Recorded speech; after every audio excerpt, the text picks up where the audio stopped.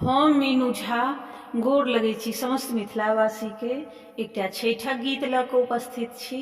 आशा करै छी अपने लोकनि के नीक लागत। धन्यवाद। जय मिथिला, जय मैथिली। पटना के घाट पर हमहूँ अरघिया देबै हे छठी मैया।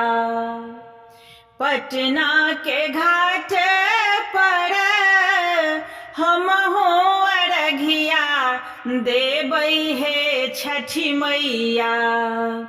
हमने जाएब दोसर घाट देखब हे छठी मैया।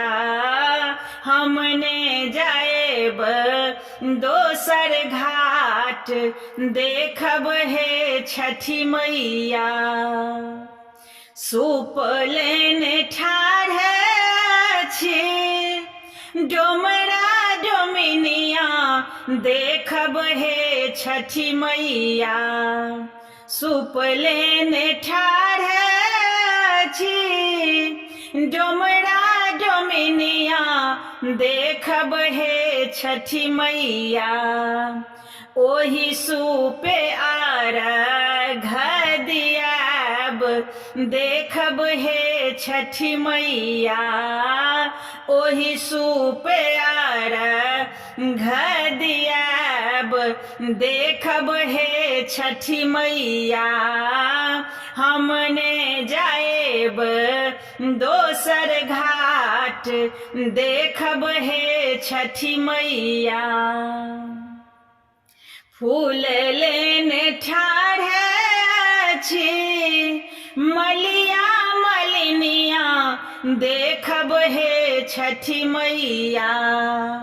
फूल लेने ठाढ़ छी मलिया मलिनिया देखब हे छठी मैया। ओही फूले हार बागत हैब देखब हे छठी मैया। हमने जाएब दोसर घाट देखब हे छठी मैया।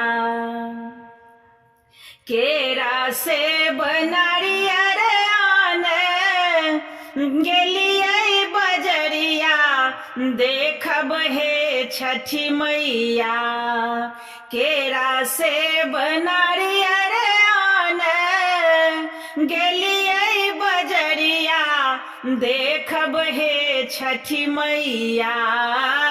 ओतहे लागल एती बेर देखब हे छठी मैया। हमने जाएब दोसर घाट देखब हे छठी मैया। अन्हेरा के नैना दलियै कोढ़िया के काया देखब हे छठी मैया। मोरे अर्जी करियो ने स्वीकार देखब हे छठी मैया। मोरे अर्जी करियो ने स्वीकार देखब हे छठी मैया। पटना के घाट पर हमहूँ अरघिया देबै हे छठी मैया। हमने जाएब दोसर घाट देखब हे छठी मैया।